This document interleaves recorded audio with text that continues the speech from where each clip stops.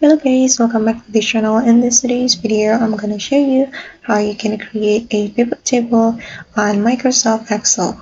So guys, here I have already prepared my data on my Microsoft Excel and I'm going to show you my data.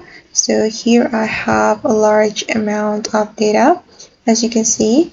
So I'm going to use the pivot table to help me analyze my data. So for example guys, I'm going to use the pivot table to count the average of the tree diameter. Then the first thing we're going to do if we want to create pivot table is selecting our data. So make sure that you select the whole part of your data like this. Okay, and after all your data have been selected, you can click on Insert button, and then you can simply tap on the pivot table. Okay, then you can choose where you want the pivot table to be placed. And for example, I'm going to select New Worksheet, then we can click on OK. Then we can edit our pivot table fields right here. For example, for the row, I'm going to select intensity.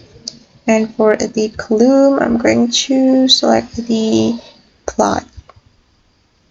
So we can just drag like this.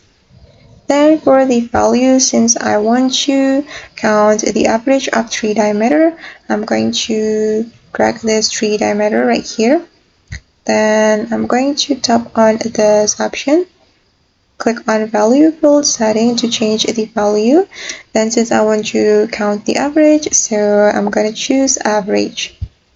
Alright, and this is the average of tree diameter of each plot and each intensity column.